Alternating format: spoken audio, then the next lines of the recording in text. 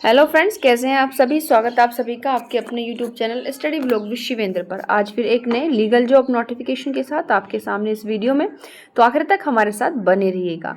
आज का जो हमारा वीडियो है वो नेशनल इन्वेस्टिगेशन एजेंसी के द्वारा पब्लिक प्रोसिक्यूटर की वैकेंसीज निकाली गई हैं, ministry of home affairs, government of India. और यहाँ पर वैकेंसी भी अच्छी खासी आप लोगों के लिए 21 वैकेंसीज है ये। Inviting nomination for the post of senior public prosecutor और public prosecutor in NIA on deputation basis. बिल्कुल यहाँ पर सीनियर पब्लिक प्रोसिक्यूटर की और पब्लिक प्रोसिक्यूटर की वैकेंसीज हैं। तो जो सीनियर पब्लिक, ये आपका पूरा का पूरा डिटेल है। Post and vacancies are as under post with pay scale. Senior public prosecution की जो वैकेंसी है वो 7 पोस्ट है ऑन डिप्यूटेशन आईएसटीसी बेसिस। और प्रपोज्ड प्लेस ऑफ पोस्टिंग कहाँ हो सकती है आपकी, ऑल इंडिया बेस्ड है, कहीं भी हो सकती है दोनों में। पे स्केल जो है, पे मैट्रिक इसमें 11 के अकॉर्डिंग मिलेगा सीनियर पब्लिक प्रोसिक्यूटर में, जो कि 67,700 से स्टार्ट है और 2,08,700 तक है। बहुत अच्छा पे स्केल यहाँ पर जो मिलने वाला है, बहुत ही अच्छा है। और उसके बाद अगर मैं बात करूं आपका पब्लिक प्रोसिक्यूटर की, तो इसमें आपकी 14 पोस्ट है। इसमें भी आपकी जो पोस्टिंग है ऑल इंडिया बेस्ड है। इसमें पे स्केल जो मिलेगा वो 10 के अकॉर्डिंग है और 56,100 से स्टार्टिंग इनिशियली, और वो बढ़कर 1,77,500 हो जाएगा। तो देखिए, मोस्टली जो भी हम वैकेंसीज लेकर आते हैं इस तरह के क्षेत्र के अंदर, उनमें आप लोग का सैलरी पैकेज बहुत अच्छा होता है। The eligibility criteria, educational qualification, experience are furnished in the annexure first में दिया हुआ है। फर्स्ट ए आपका B and annexure second available at INA website पर, सब चीज़ में यहाँ पर मिल जाएगा। हम नीचे देखते हैं एनेक्सर फर्स्ट में क्या क्या दिया हुआ है और वहीं पर जाते हैं जहां पर स्लेब आपका एलिजिबिलिटी क्राइटेरिया, क्योंकि सबसे महत्वपूर्ण क्या होता है, एलिजिबिलिटी क्राइटेरिया ही होता है। तो ये हमारा 1A आ गया एलिजिबिलिटी क्राइटेरिया वाला। For the post of senior public prosecutor और deputation, name of the post है सीनियर पब्लिक प्रोसिक्यूशन और 7 पोस्ट है इसमें आप लोगों की। क्लासिफिकेशन ऑफ द पोस्ट कैसे है, general central service, group A, gazetted non ministerial है ये, यानी कि परमानेंट जॉब है, याद रखिएगा। पे स्केल ऊपर मैंने आपको यहाँ पर बता दिया है।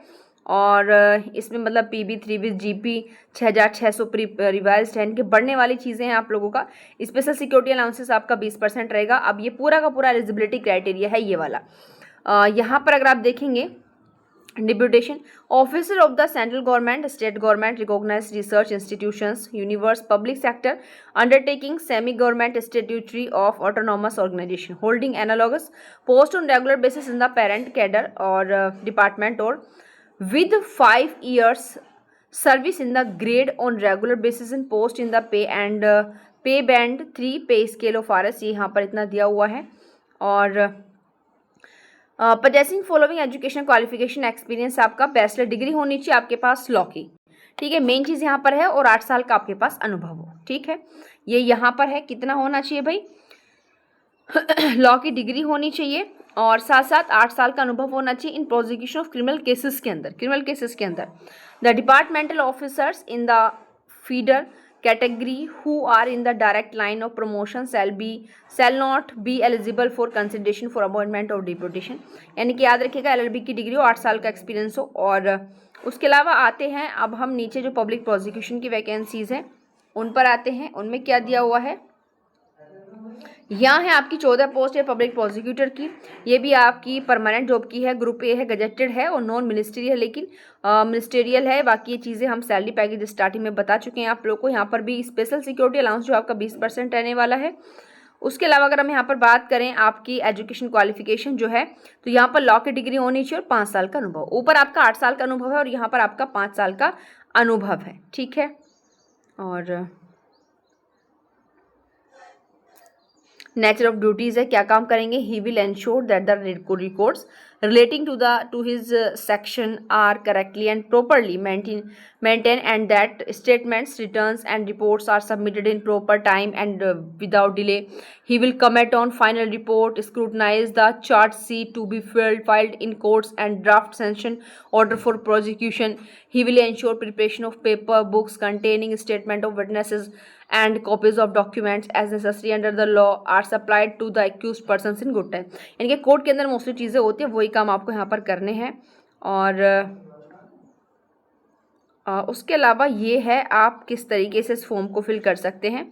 ये पूरा का पूरा फॉर्म फिल करने का जो है आपका ये परफॉर्मा। एक बात मैं आप लोगों को बता दूं कि जब भी आप लोग फॉर्म फिल करें तो बहुत ध्यानपूर्वक फॉर्म फिल करना चाहिए, क्योंकि हम लोग क्या कर देते हैं, फॉर्म में मिस्टेक कर देते हैं, जिसके चलते हमारा फॉर्म रिजेक्ट भी हो जाता है। तो जब भी आप किसी भी जॉब से रिलेटेड एग्जामिनेशन फॉर्म अगर फिल करें तो उस इंफॉर्मेशन को जो आपने फिल की है कुछ टाइम यानी कि 1 से 2 बार या ज़्यादा बार भी आप उसको जो है चेकआउट करें कि कहीं कोई मिस्टेक तो नहीं हो गई है, क्योंकि हम लोग ऐसी चीज़ों को फिल कर देते हैं जो कि हमारे पास एलिजिबिलिटी क्राइटेरिया नहीं है और उनको हम शायद छोड़ देते हैं जो है। तो ऐसी स्थिति में होता क्या है कि हमारा फॉर्म जो है फिर रिजेक्ट हो जाता है। ठीक है, तो यहाँ पर लग रहा है कि जो भी यहाँ पर चीज़ें हैं वो मैंने आपको यहाँ पर बता दिया है। और इसको जो है आप जो फॉर्म फिल कर सकते हैं, फॉर्म आप आई थिंक इसमें जो आपकी एग्जामिनेशन जो डेट है वो आपकी 2 जून तक है। 2 जून तक आप इसमें एग्जामिनेशन फॉर्म फिल कर सकते हैं और बाकी सारी चीज़ें हमने आपको यहाँ पर बता दी हैं भाई। तो टाइमली आप इस फॉर्म को जो है फिल कर दें। थैंक यू, मिलते हैं इसी तरह के नेक्स्ट वीडियो में।